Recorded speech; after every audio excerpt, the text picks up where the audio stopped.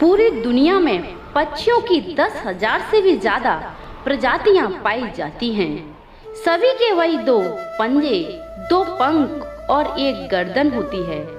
लेकिन इन्हीं में से एक ऐसा पक्षी है जिसकी एक अलग ही पहचान है, जो आसमान का सीना चीर के हजारों मीटर ऊपर 120 किलोमीटर घंटा की रफ्तार से उड़ता है, जो खुद के कई गुना अधिक वजन के शिकार को भी अपने पंजों पे दबोचकर उड़ जाता है और इसीलिए उसे पक्षियों का राजा कहा जाता है, जिसे हम बाज के नाम से जानते हैं।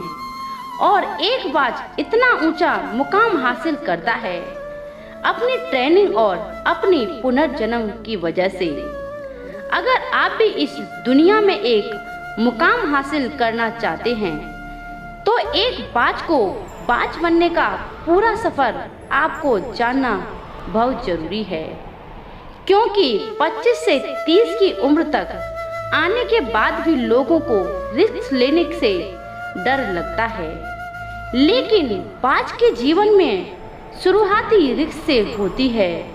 जिस उम्र में बाकी पक्षियों के बच्चे चींची करना सीखते हैं, उस उम्र में एक मादा बाज अपने बच्चों को पंजों में दबोचकर हजारों मीटर आसमान की ऊंचाइयों में उड़ जाती है, उसे ये बताने के लिए कि तेरा जन्म आसमान का सीना चीर के सबसे ऊपर उड़ने के लिए हुआ है।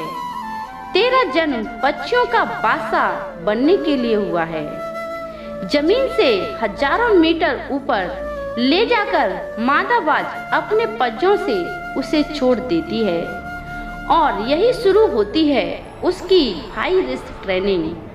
वो चूजा जमीन की तरफ तेजी से गिरने लगता है।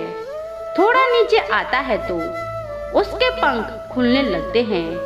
नीचे आते आते वो अपने पंख फड़फड़ाने लगता है, लेकिन वो अभी तक उड़ना नहीं सीखा है।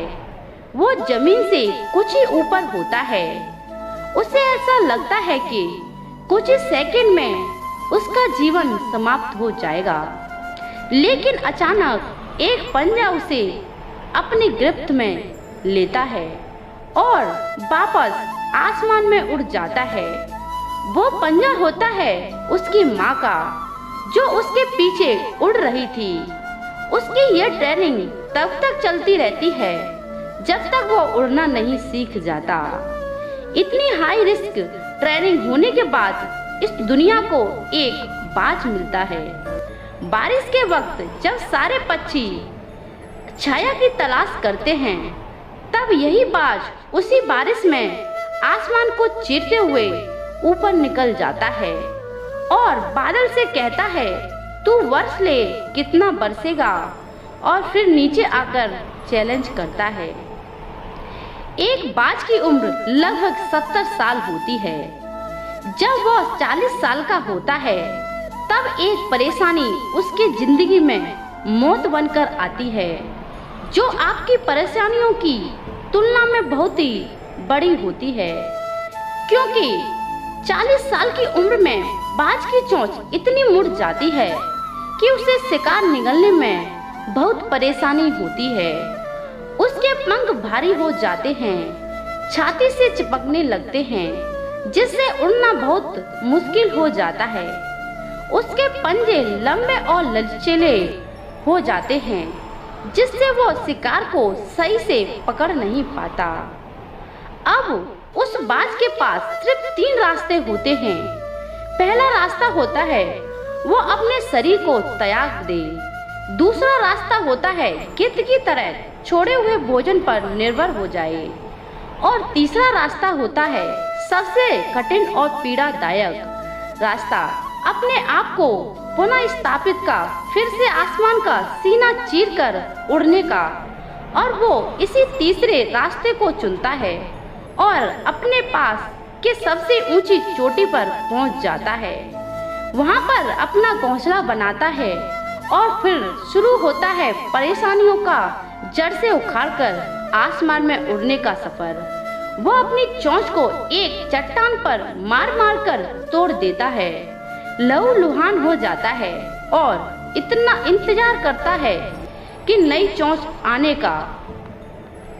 उसके बाद अपनी नई चोंच से अपने पंजों को काट देता है और फिर इंतजार करता है नए पंजे के उग आने का। उसके बाद वह अपने एक एक पंख को अपनी शरीर से अलग करता है और फिर इंतजार करता है नए पंख उग आने का। और इस प्रक्रिया में उसे समय लगता है पूरे 5 महीने। इन 5 महीनों के कड़ी मेहनत तपस्या से एक बाज का पुनर्जन्म होता है। वो सिर्फ तैयार हो जाता है आसमान का सीना चीरकर उड़ने के लिए। जो 3 रास्ते बाज के पास थे, वही 3 रास्ते आपके पास होते हैं। लेकिन कुछ लोग पहले रास्ते को चुनते हैं और परेशानियों के तले दबकर सुसाइड कर लेते हैं। ज्यादातर लोग दूसरे रास्ते को चुनते हैं। वो परेशानियों को बोझ पड़ते ही अपने लक्ष्य को छोड़कर एक नॉर्मल लाइफ जीने लगते हैं। और कुछ वो लोग भी होते हैं जो इस परेशानियों को लात मारकर अपनी मेहनत के दम पर बाज की तरह आसमान की बुलंदियों को छूते हैं। तो दोस्तों, बाज की यह ट्रेनिंग हमें बहुत बड़ी सीख देती है कि अगर रिस्क लेना पड़े तो लो, अपने फील्ड में अपने आप को इतना ट्रेंड कर लो कि उस दुनिया में आपसे ऊपर उड़ने के बारे में सोचकर लोगों के पसीने छूट जाएं, तभी आप अपने फील्ड के बादशाह कहलाओगे। तो दोस्तों, आपको ये जानकारी कैसी लगी कमेंट बॉक्स में जरूर बताना। वीडियो देखने के लिए बहुत बहुत धन्यवाद।